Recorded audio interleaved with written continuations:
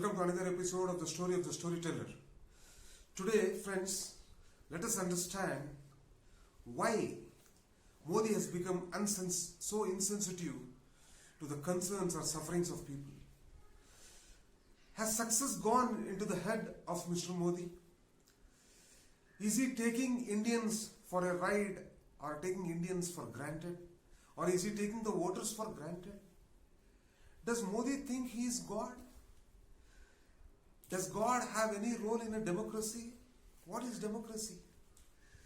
Can democracy be controlled by a God? Democracy is by the people, for the people, and of the people. Does Modi think we Indians are fools? He has consistently belittled our constitution and the democratic system in our country, which our founding forefathers like Jawaharlal Nehru, Baba Sahib Ambedkar had envisaged for India. They built such a beautiful mechanism called the Constitution and a parliamentary democracy for India, a democracy to thrive in our country. In a democracy, people are the kings. Every leader should fear the voice of the people in a democracy. Once that fear goes, every leader will act funny. The democracy will not thrive when a leader loses fear of the people.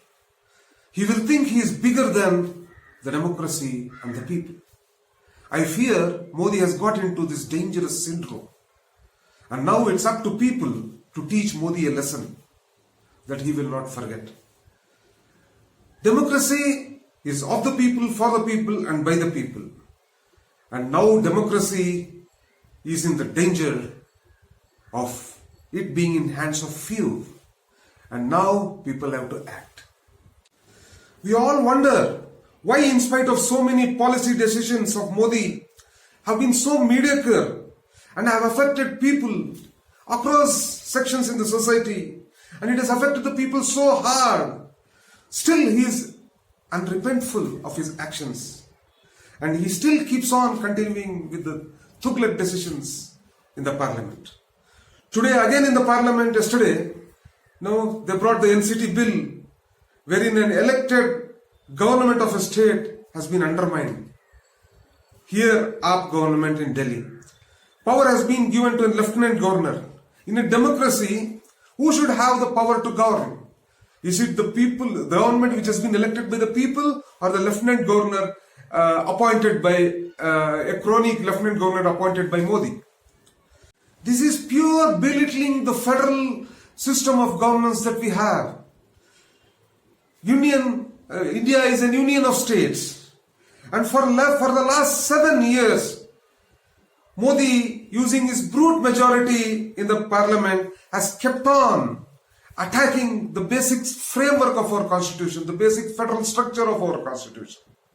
Used brute majority in both houses of the parliament to bring in so many Tughlaq laws, right from demonetization to GST, faulty GST implementation, to CAA, NRC, to removal of Article 370 in Kashmir, dividing the state of Kashmir, beating up JNU students, the Jamia University in Delhi, jailing political opponents.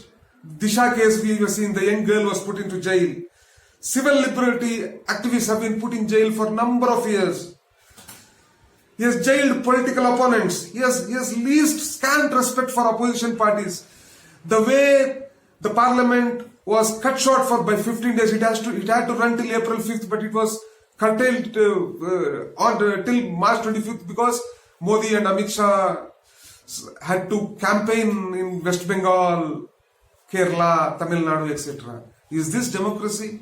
Is this giving values for the parliamentary system of governance? This government has scant respect for the farmers who constitute nearly 60-65% of the population. You have scant respect. The farmers have been fighting for their rights for the last 130 to 140 days. More than 200 farmers have died. You don't have respect for farmers, you don't have respect for civil rights associates, activists, you don't have respect for opposition parties. You don't have respect for women. You don't have respect for Dalits.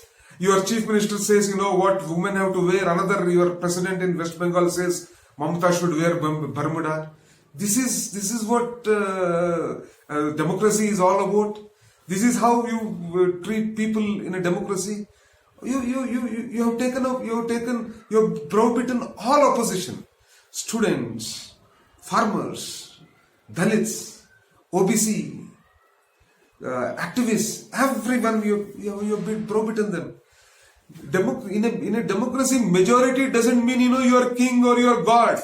Majority is for you to govern, keeping in mind the views of all people, not just the 30 or 31% of votes that you have got. In spite of all these failures, in spite of hitting across all the sections in the society, in spite of Modi knowing majority of the people in this country are unhappy with his policies, with his laws and his governance. Look at the economic GDP.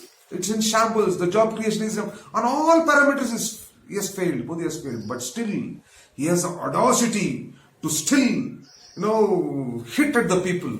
Do you all know why? Do you all want to know why that Modi has that audacity? That he still keeps on hitting at people's interest. The answer is, my dear friends, that he has the knack of convincing people, that is we the people. He assumes that he has the knack to motivate people to act against our own interest. We all people know that Modi has failed. So what should we do? We should act in our interest to protect our interest against Modi. But are we acting? We aren't acting. Hence we aren't acting, or we don't know how to act. Modi has the audacity to do all this what he has done for 7 years. Consistently he is hitting us. He's hitting at us. But we are not acting against him. Just imagine an employee, you are an employee. You keep on doing nonsense in a company and the company keeps quiet. Then what will happen? The employee will get such an audacity that he keeps on giving mediocre performance. Once the people who are guardians in the democracy start questioning Modi that what you have done is wrong, then Modi will fear. We all fear. We see a lot of opposition parties. Kya kare? Modi is winning elections after elections. So what do? He is buying MLAs. What do we do? He is using all mechanisms, constitutional mechanisms like ED, CBI, judiciary, legislature, IT, CAG and the EC to grab power. What do we do? My dear friends, Baba Sahib Ambedkar through the constitution has given a vital tool for all of us. One vote, one person. One person, one vote. So everyone has that vote. Until and unless we use that vote given by Baba Sahib Ambedkar in the constitution effectively, the naked emperor will still keep on fooling us. Until we question this naked emperor, until we defeat this naked emperor for all his naked activities that he has done for the last 7 years, he will not change his way of governance. So if Modi has to change his way of governance, we need to change our way of voting. We all cry, petrol prices are high, diesel prices are high, LPGs are high. It is in our hands to pick a government that can bring down the prices of petrol, diesel, gas, bring down the inflation. It is in our hands, but we are not doing it. The constitution is very fair.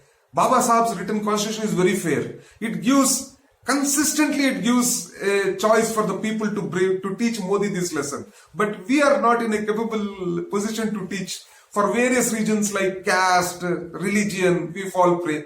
We want to vote because I am a Hindu, I want to vote. Is that as long as you all do that, Modi will keep on doing what he has been doing. So if you want to stop Modi from doing what he is doing, he is taking you for granted. He has become arrogant. You have to do what you have not done for all these 7 years. So Constitution gives you a chance. You need to exercise your franchise against Modi. Once Modi comes to know, fears that people have recognized that I have failed and people are going to act against me.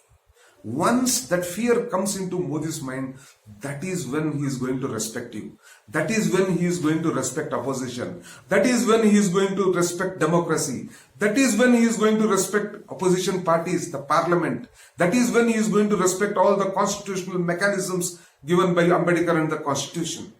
Until we all do that, who has to teach Modi the lesson? We have to teach Modi a lesson. Until we realize this and we start teaching Modi the lesson, Modi will remain arrogant. Modi will remain punishing us. Modi will keep on giving mediocre governance. Modi will keep on ruining this country. This decade from 2014 to 2024 will be a decade of decay for us.